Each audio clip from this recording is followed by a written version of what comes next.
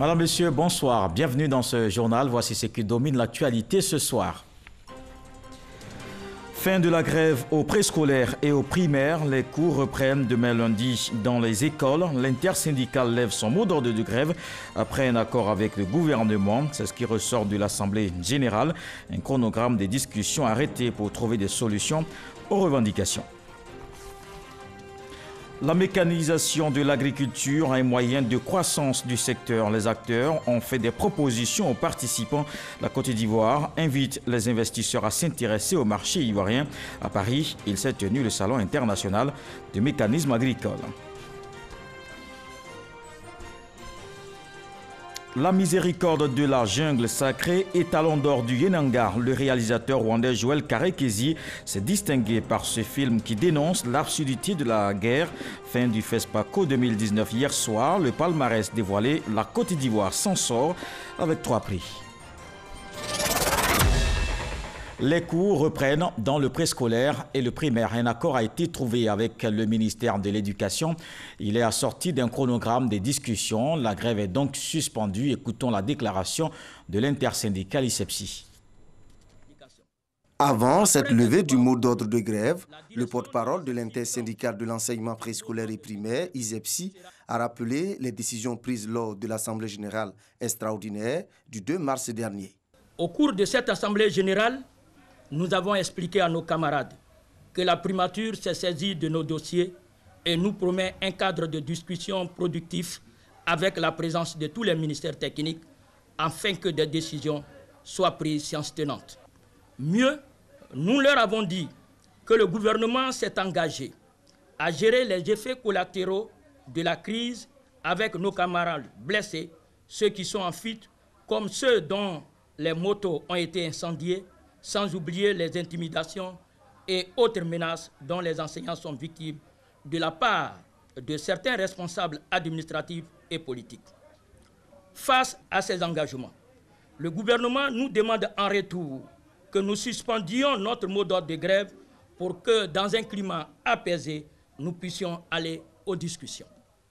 Malheureusement, l'Assemblée générale a trouvé ces conditions insuffisantes. Elle a proposé que nous ayons un chronogramme précis de discussion avec la satisfaction tout au moins de 2 revendications.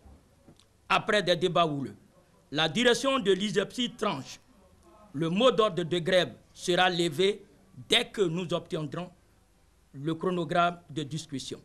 Nous venons donc de recevoir le chronogramme de la part du gouvernement ce dimanche 3 mars 2019 à 15 h. Voici donc le chronogramme qui est donc signé. Et ce chronogramme part du mardi 5 mars au 26 mars, soit 3 semaines de discussion. C'est pourquoi, au nom des organisations membres de l'ISEPSI, nous suspendons le mot d'ordre de grève ce dimanche 3 mars 2019 pour une période d'1 mois. Ainsi, le vendredi 5 avril 2019, une assemblée générale sera organisée à l'effet de faire le bilan des négociations et dégager les perspectives. J'invite donc tous les enseignantes et enseignants du préscolaire et du primaire à la reprise du travail le lundi 4 mars 2019 à 7h30 sur toute l'étendue du territoire national. L'ISEPSI voudrait demander à son Excellence, Monsieur le Président de la République, à son Excellence, Monsieur le Premier ministre, chef du gouvernement, d'envoyer un signal fort aux enseignants du préscolaire et du primaire dans le traitement de leurs différentes revendications afin que cette crise puisse trouver des solutions durables. Par le dialogue avec le gouvernement, l'intersyndicale de l'enseignement préscolaire et primaire se dit engagé à trouver des solutions à la crise. C'est donc un reportage de Francis Boisfort. Les cours reprennent donc dans le préscolaire et le primaire. Les amphithéâtres des universités aussi ouvrent leurs portes demain lundi. La CNEC, coordination des enseignants du supérieur, a levé son mot d'ordre de grève vendredi. 8e anniversaire des femmes martyrs de la commune d'Abobo. Des membres du gouvernement apportent leur soutien aux parents des victimes. Cette cérémonie vise à honorer leur mémoire, prières et pose de gerbes de fleurs pour le repos de leur âme. Ahmed Traoré Francis Boifo. L'association des parents des femmes martyrs d'Abobo a commémoré dans le recueillement le 8e anniversaire de la disparition de leurs enfants, 7 au total. Au nom du président de la République, des ministres ont témoigné leur compassion aux parents des victimes. De là où elles sont, prions qu'elles intercèdent auprès du Tout-Puissant afin qu'il veille sur notre cher pays, la Côte d'Ivoire. Leur sacrifice n'a pas été vain. Ayons également, mesdames et messieurs, une pensée pieuse pour toutes les victimes de la crise post-électorale et pour toutes les victimes des crises survenues dans notre pays. Ces hommes, ces femmes, ces enfants ont perdu la vie au nom de la Côte d'Ivoire qu'ils portent ardemment dans leur cœur. Et le président Ouattara nous a toujours instruit d'être proches des victimes, de ne jamais oublier les parents des victimes. Parce que c'est le sens de notre combat et c'est le sens de leur sacrifice. Pour les parents des femmes martyrs d'Abobo, cette cérémonie organisée chaque année vise à honorer la mémoire de leurs filles arrachées tragiquement à leur affection. C'est vrai, nos enfants sont morts, mais nous, on a pardonné et on va continuer de pardonner. Ce matin, nous sommes satisfaits d'être là. Le fait de venir avec 3 responsables du gouvernement pour venir honorer la mémoire de nos enfants, c'est déjà quelque chose. Elles sont mortes, ça fait 8 ans. On ne va pas les réveiller, mais si chaque fois on a l'occasion de prier pour elles comme ça, c'est déjà bon. Une gerbe de fleurs a été déposée au rond-point du Banco. Ce dimanche, les musulmans ont aussi prié pour la paix dans le pays. C'était à l'occasion de la célébration de la naissance de Mohamed, prophète de l'islam. Les fidèles étaient nombreux au palais des sports de Trècheville. Nous, Sangaré, Franck Padio. Palais des sports de Trècheville, transformé pour la circonstance en temple religieux, l'instant d'une journée de prière pour la célébration du Maolid, une fête pour commémorer la naissance de Mohamed, prophète de l'islam. Participer à un Maouloud, c'est une reconnaissance divine, car le noble prophète Mohammed sera l'intercepteur de tous les musulmans, et même ceux qui ne sont pas musulmans. La reconnaissance en islam, thème choisi pour cette édition 2019 du Giga Maoulid, un thème développé par le cheikh Malik Konaté, conférencier du jour, qui dans son intervention passe en revue les bienfaits de la reconnaissance selon le Saint-Coran, avant d'inviter les fidèles à s'inspirer du prophète Mohammed. Lorsqu'on n'est pas reconnaissant, on n'est pas bon musulman. Le prophète, le messager d'Allah, est la meilleure créature. Mais il a été reconnaissant lui-même. Et chaque fois qu'il faisait ses prières nocturnes, notre mère Aïcha lui disait « Mais je ne comprends pas, Dieu dit qu'il a pardonné tes péchés, le paradis est grandement ouvert pour toi, mais qu'est-ce que tu fais? Tu te fatigues ?»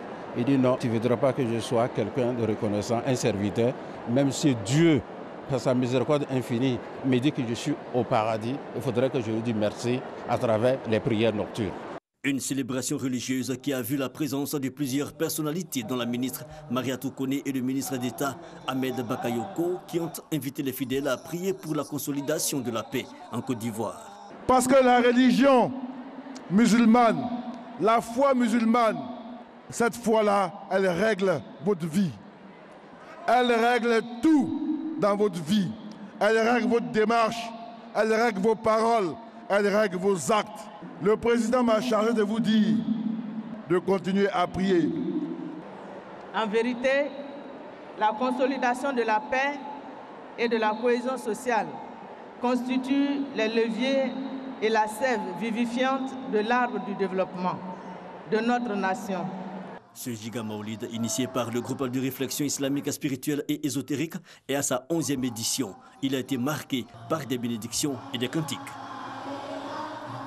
Le cancer, c'est la première cause de mortalité chez la femme en Côte d'Ivoire. 54% de victimes. Pour vaincre ce mal, l'opération Sein sans cancer est lancée. Une campagne de dépistage organisée hier à Trècheville. Jean-Marc Djadji, Franck Quadio. 1223 femmes en Côte d'Ivoire meurent chaque année du cancer du sein dans l'ignorance la plus totale de cette maladie selon le ministère de la Santé et de l'Hygiène publique. Le cancer du sein, un problème de santé publique. L'ONG Ecomédia lance l'opération Sein sans cancer, une campagne donc pour inviter les femmes du district d'Abidjan à se faire dépister gratuitement afin de prévenir la maladie. Nous avons décidé de nous mobiliser pour porter la voix de la sensibilisation. Nous demandons aux femmes de sortir nombreuses cette maladie, il y a des chances de guérison. Plus tôt c'est pris.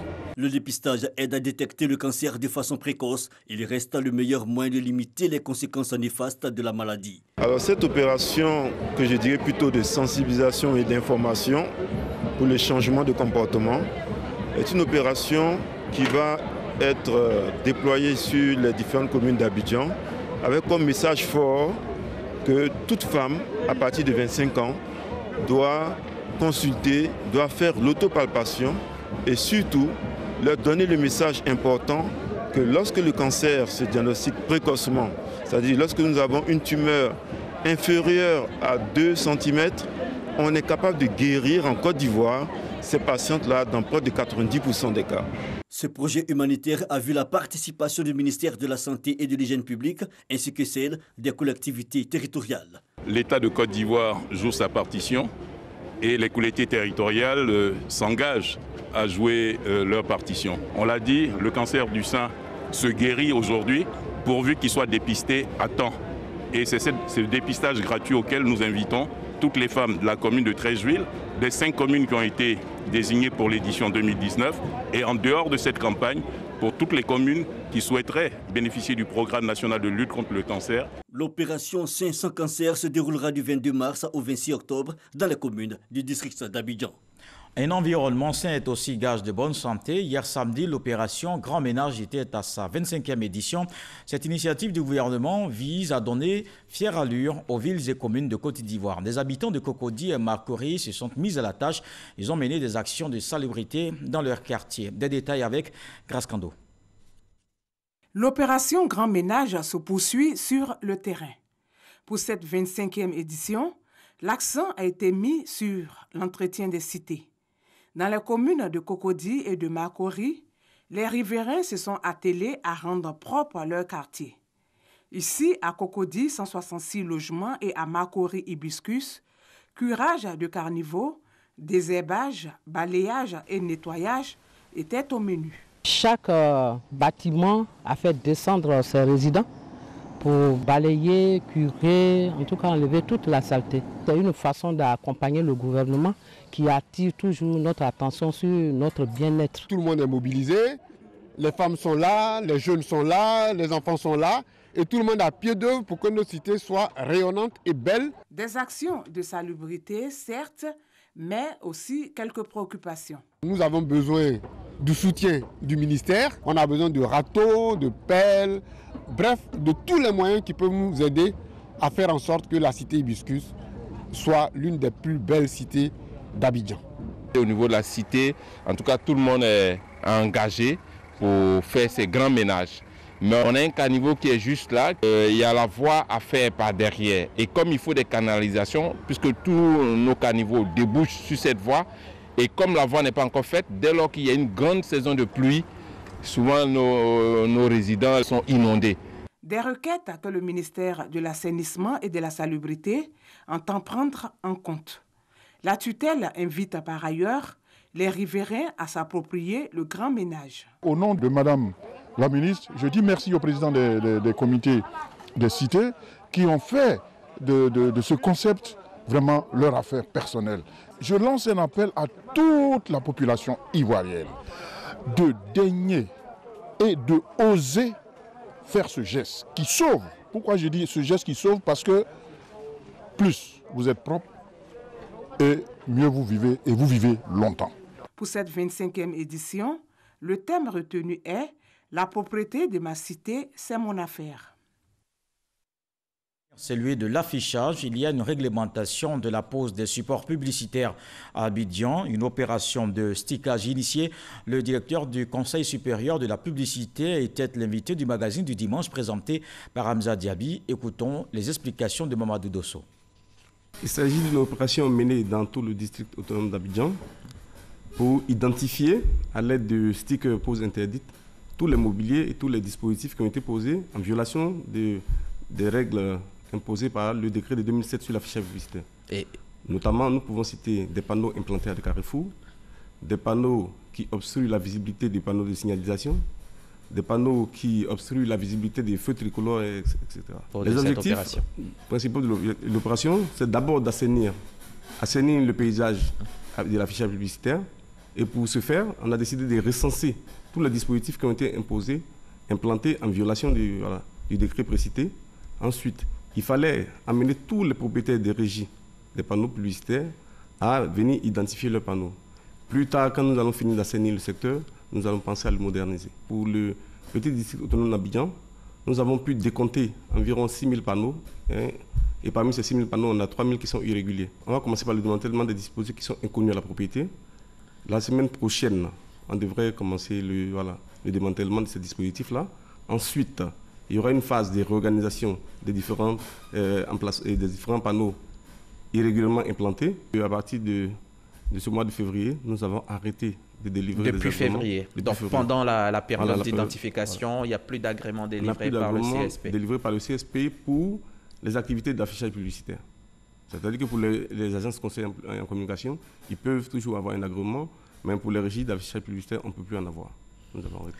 Le Salon international de l'agriculture a refermé ses portes ce dimanche à Paris. Les acteurs de la pêche en Côte d'Ivoire ont eu des rencontres avec les opérateurs économiques français. Le directeur du terminal à pêche appelle à investir dans le pays.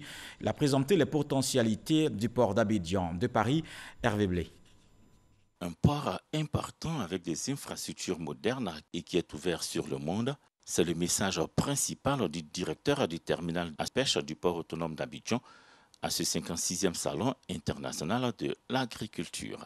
Présentant les atouts de l'infrastructure, Ouattara Bamoussa souligne que le port d'Abidjan est le premier port tonnier d'Afrique, qu'il dispose d'une zone de pêche industrielle réservée à la flotte étrangère avec une capacité de 15 navires en opération simultanée. Le directeur du terminal à pêche ne manquera pas de le souligner à ses interlocuteurs. Il est doté de 3 grandes unités de transformation de produits de mer, de 2 principales sociétés de réparation de navires, d'une main-d'œuvre performante, des avantages parmi bien d'autres pour satisfaire tout opérateur.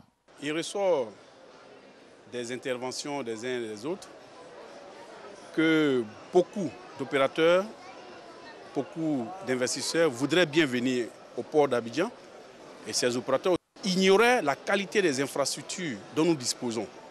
Ces infrastructures dont le fleuron vient d'être inauguré le 21 février par le Premier ministre Amadou Gon Coulibaly et la qualité des infrastructures aidant, ils pourront s'organiser et venir certainement en Côte d'Ivoire pour faire de bonnes affaires. Pour plus de performance, le port d'Abidjan met l'accent sur le partenariat. Celui avec le port de Dakar a été évoqué en présence de ses responsables à cette rencontre au SIA 2019. Une conférence qui s'est achevée avec le rappel de l'engagement des autorités portières, voire du gouvernement, à poursuivre la réhabilitation du port et sa modernisation. En marge de ce 56e rendez-vous de l'agriculture à Paris, il s'est tenu le Salon international du mécanisme agricole, le CIMA, une opportunité saisie par la Côte d'Ivoire pour inviter les investisseurs à s'intéresser au marché ivoirien. Jean-Jacques Kwame. Les acteurs du monde agricole au contact du matériel de dernière génération exposés à Paris-Nord. Plus de 17 000 entreprises venues de 40 pays d'Europe et d'Asie pour promouvoir la performance de leurs machines. Donc la CR1090, c'est la plus grosse machine du marché aujourd'hui. Là, on va pouvoir atteindre des débits de 6 hectares, 7 hectares à l'heure sans souci. Et c'est d'ailleurs la machine du record du monde puisqu'on a atteint 800 tonnes de blé récoltées en 8 heures. Par l'avenir, vu qu'on importe les machines depuis 2 ans, les machines sont vendues, sont toutes neuves, donc le marché est relativement récent en France de ces machines-là. Mais après, par l'avenir, il y aura sans doute la possibilité d'avoir ces machines-là en seconde main, oui. Agriculteurs et étudiants échangent avec les agroéquipementiers pour découvrir les innovations. Je suis à la retraite, mais j'aime bien revenir voir les dernières innovations, les dernières nouveautés, les choses que je n'avais pas vues depuis un certain temps et puis qui me rendent un peu ébahi. Au cœur de ce salon international du machinisme agricole CIMA 2019, une place au continent africain. La délégation ivoirienne a saisi l'occasion de ce sommet africain pour inviter les agroéquipementiers à s'intéresser au marché ivoirien, en particulier au Sahara 2019. Et dans le cadre du programme national d'investissement agricole de 2e génération, nous envisageons l'acquisition de matériels agricoles auprès des constructeurs qui nous auront présenté les modèles économiques les plus rentables et qui garantissent la durabilité du processus de méthanisation. J'encourage donc tous les agroéquipementiers à saisir cette opportunité pour prendre attache avec les producteurs africains afin de leur proposer les solutions les plus adaptées à leurs besoins. La mécanisation agricole devient un investissement intelligent pour assurer les objectifs de paix et de sécurité. Nous reconnaissons que nous, constructeurs de matériel agricole, n'adoptons pas toujours la bonne stratégie, en inondant parfois le continent africain avec des matériels agricoles pas souvent adaptés et en donnant un accès limité, parfois inexistant, aux pièces de rechange. Ouvert le 24 février dernier à Paris, le Salon international du machinisme agricole CIMA a pris fin le 28 février. Ce soir, l'actualité politique nous conduit à Ouangolo, au nord du pays. Le Rassemblement des oufouettistes pour la démocratie et la paix a mis en route des missions parlementaires sur toute l'étendue du territoire. L'objectif est d'expliquer aux populations les valeurs que prône le RHDP. Le reportage de Kader Sogodogo. Ouangolo-Dougou, extrême nord de la Côte d'Ivoire, l'actualité politique dominée par la marche du RHDP est expliquée aux populations. Une mission parlementaire voulue par le RHDP pour donner des informations utiles à la base. La mission est conduite par l'honorable Traoré Drissa qui, pendant de longues heures, a entretenu la population. Nous avons été mis en mission par notre premier responsable du groupe parlementaire RHDP pour que nous puissions venir vers nos populations pour non seulement présenter le groupe parlementaire RHDP et le bien fondé du RHDP. Depuis 7 ans, c'est le RHDP quand même qui est sur les affaires au niveau de l'État. Et ça marche bien. Chacun de nous voit le pays comment ça avance, les opportunités, tout ce qui se passe dans le pays. Je crois que tout Ivoirien, chacun de nous quand même peut en témoigner que nous avançons avec le RHDP. Des questions, il y en a eu. Au bout du compte, tous sont au même niveau d'information. À cette rencontre, d'autres points ont été abordés, toujours relatifs à la vie de la nation. Ouangolo-Dougou, à l'instar des autres villes du pays, est engagé sur les voies du développement, a indiqué l'envoyé du Rassemblement des oufouettistes pour la démocratie et la paix, RHDP. De son côté, le député de la commune de Ndivo, rencontre de la session parlementaire 2018 au Mandan, Famoussa Koulibaly a rencontré la population de sa circonscription. Il a donné plus d'explications sur les 36 lois votées. Plus de détails avec Mahama Traoré. Informer, expliquer et sensibiliser sur les lois votées par l'Assemblée nationale. Un engagement qui avait valu à Famoussa Koulibaly les suffrages des populations de la commune de Ndivo lors des législatives de 2016. Un contrat de confiance que l'élu honore pour la deuxième année consécutive. Ce sont au total 36 lois qui ont été soumises et adoptées par le Parlement ivoirien lors de la session parlementaire 2018. 2 d'entre elles ont été particulièrement détaillées au 10 volets par le député Famoussa Koulibaly. Il s'agit notamment de la loi relative à l'état civil et la loi instituant une procédure spéciale de déclaration de naissance, de rétablissement d'identité et de transcription d'actes de naissance. Désormais, on ne veut plus que quelqu'un naisse ici sans avoir une identité. Quand tu accouches, net, la sage-femme va écrire. Ce n'est pas toi maintenant qui vas aller à la mairie pour aller faire déclaration. Mais c'est la sage-femme, ou bien si dans un village il n'y a pas de sage-femme, il y a un infirmier, c'est lui qui va faire une attestation, il va aller déposer à la mairie ou à la sous-préfecture. Toi, quand tu vas te déplacer, c'est pour aller juste payer 500 francs à la mairie ou à la sous-préfecture pour retirer maintenant l'extrait de naissance de l'enfant.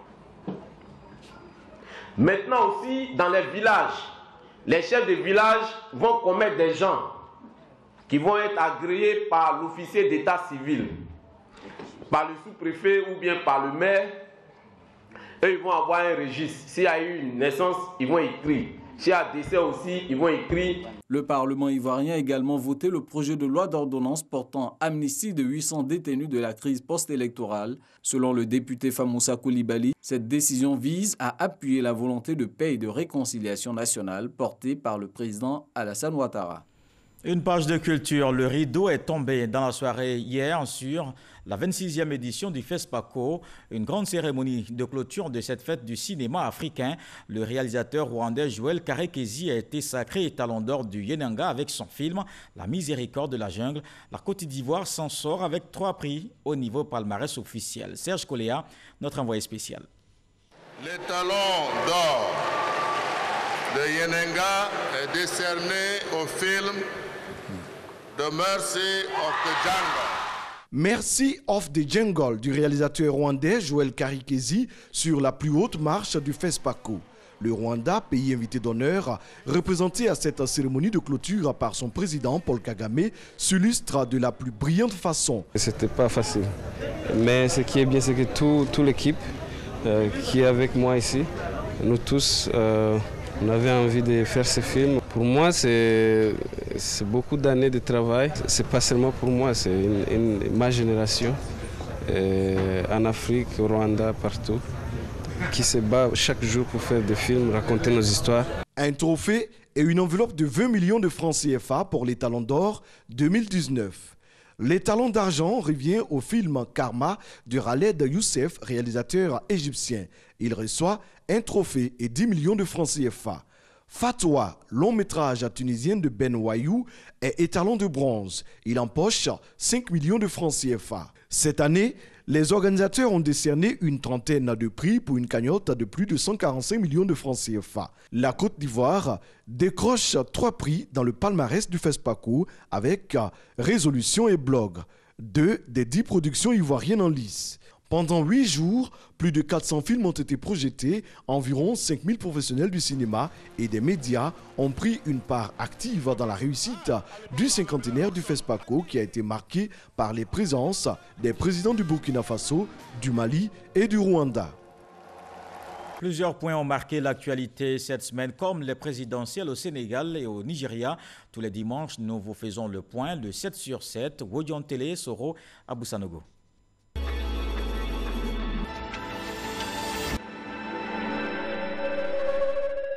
Réunis en Colombie, les pays favorables à Juan Guaidó, lui-même présent, ont appelé à une transition pacifique au Venezuela du pouvoir de Nicolás Maduro. Ces 14 pays ont également lancé l'alerte à la CPI sur la situation humanitaire critique que traversent les Vénézuéliens. La déclaration finale de Bogota propose un schéma de sortie du bras de fer Guaidó-Maduro. La Commission électorale nationale indépendante a déclaré Muhammadu Buhari vainqueur de la présidentielle du 23 février. Buhari, 76 ans, est réélu président du Nigeria pour un mandat de 4 ans. Il devance son adversaire Atiku Abubakar avec 56% de voix. Aux premières heures de sa réélection, Muhammadu Buhari s'est immédiatement projeté dans la résolution des difficultés sécuritaires que connaît son pays.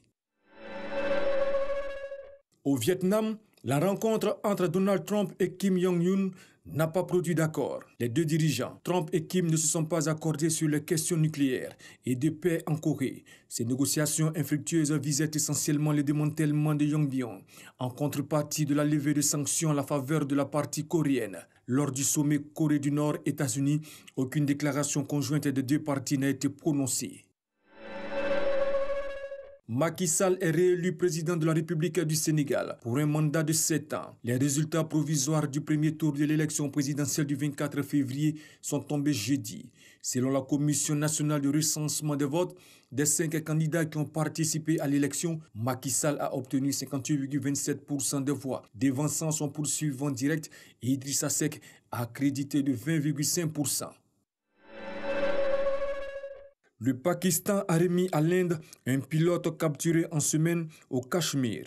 La libération du lieutenant-colonel Abhinandan Vatanam est perçue comme un acte de paix qui vient apaiser les tensions survenues entre les deux nations engagées dans des affrontements aériens. 2 avions indiens étaient alors abattus par l'armée pakistanaise. Les déplacements par le ciel de milliers de passagers ont été perturbés. Le conflit s'est déclenché à partir de la région de Cachemire.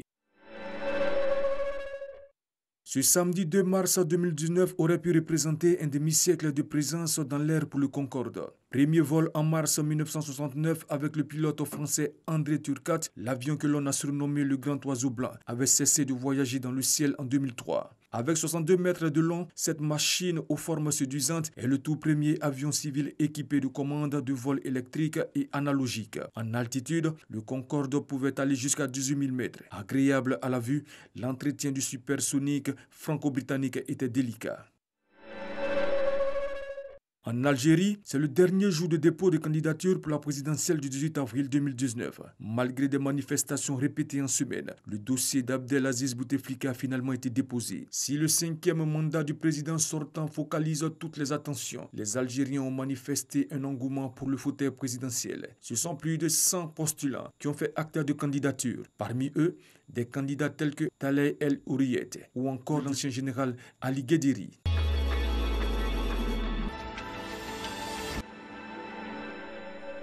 Ce journal est terminé. Merci de l'avoir suivi. Demain, retrouvez Michel Bambo. Bonsoir.